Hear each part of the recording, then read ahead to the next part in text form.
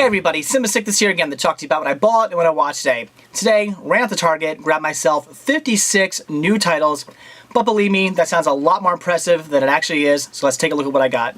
The first title I picked up was Super 8 in the Blu-ray DVD digital copy combo pack. Saw this in theaters over the summer, one of the very few movies that I actually saw in the theaters this year, and I thought it was great. Loved it, so I definitely wanted to pick it up on Blu-ray. I'm not really going to talk much about this because I am going to watch this movie probably maybe tonight or I don't know, maybe the next few nights. I'll watch this one again really soon because I did really like it. So I'm not really going to talk about it very much. I'll wait till I actually do my review on the movie to actually say what I thought about the movie. But I did really like it, thought it was great. Just didn't quite live up to the hype it got. This movie got so much hype. All I heard was how great this movie was. And although I thought it was great, just didn't quite live up to it. But I'll talk more about that when I review the movie. The next title I picked up was Beauty and the Beast, The Enchanted Christmas, and the Blu-ray DVD combo pack. Haven't seen this movie for about, I guess it could be about 5, 6 years was the last time I saw this movie, so it's been a while. So I don't really remember it all that well, but what I do remember is that I just thought it was okay. It was just, it was just alright. It wasn't one of the best Disney sequels out there. I think this was done around the time when Disney was doing some pretty weak sequels, and I remember this one not being all that great. So I'm going to watch this one again. I'll definitely watch this one for Christmas, just because I definitely want to see it again since it has been many years since I checked this movie out. Hopefully it'll be better than I remember it being, but like I said, I just remember it being just, you know, alright. So we'll see.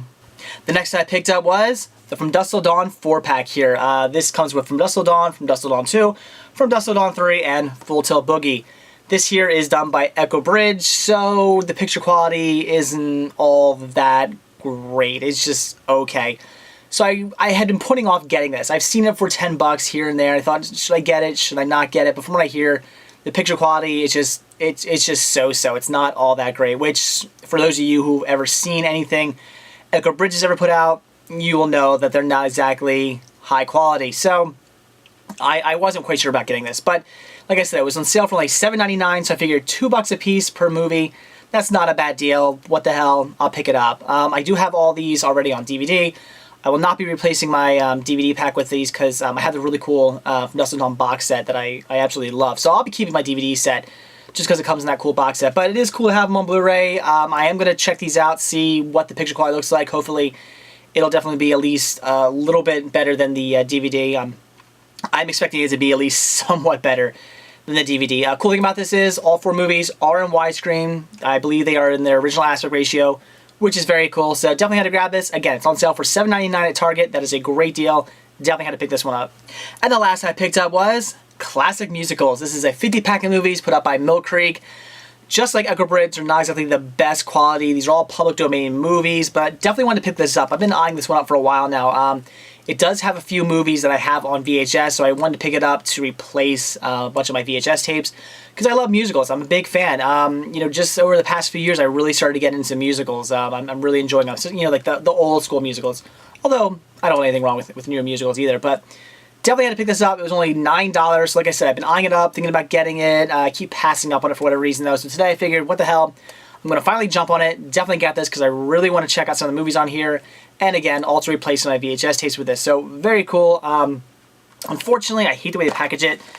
It does come with a little booklet though, which is, I've never seen any, I haven't bought a Mill Creek set like this in a long time, but any of the ones I got back in the day did not come with little booklets. That's cool. But unfortunately, they do come, all the discs come in these stupid little sleeves right there, which I hate. It's just asking to be scratched. So I will be taking all of the DVDs out of there and sticking them in their own little thin cases. But very cool to have. Again, only $9.99. It was a good deal.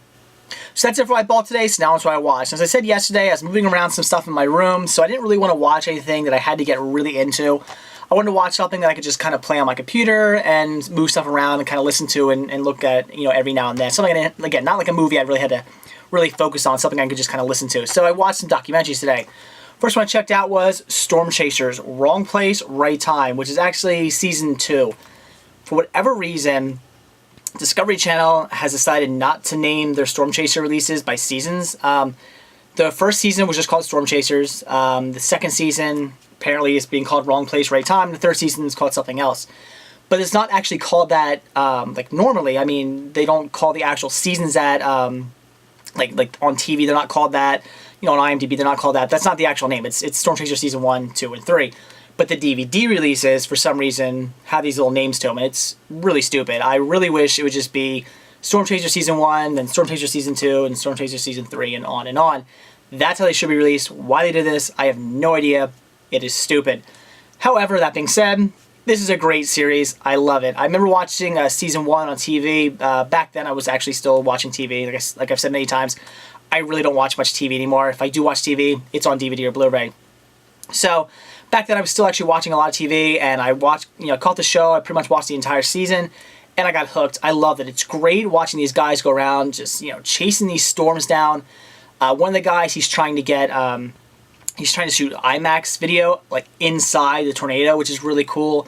A bunch of the other guys are trying to collect data for, like, one of the guys is trying to collect hailstones for Boeing to see how hailstones affect aircraft, and the other guys, like, just other guys are collecting data like wind speeds and stuff like that for, like, scientific reasons.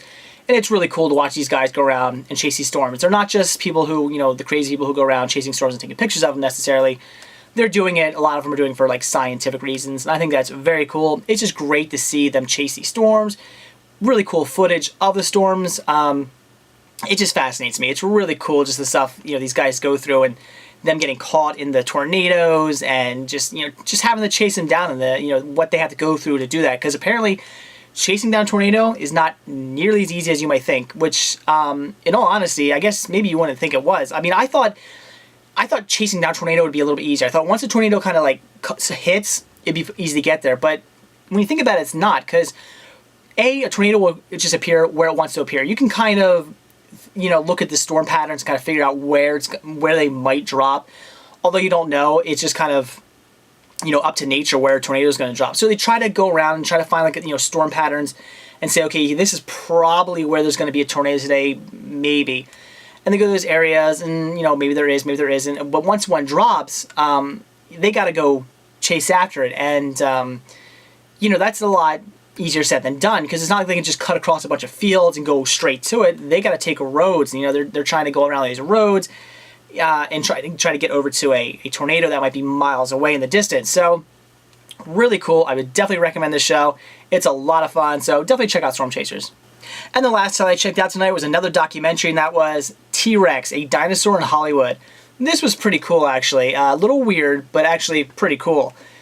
It just basically tells you the story of T-Rex from the very beginning when they first found his bones all the way up to, I think they go all the way to Jurassic Park. And it's just the T-Rex basically being a star. Talks about when they first found him and Barnum and Bailey put his bones on display, and just, the hype he got and how everybody wanted to see the T-Rex and everything like that. And then he got into movies. Of course, people started putting dinosaurs in movies from, like, all the way back from, like, The Lost World.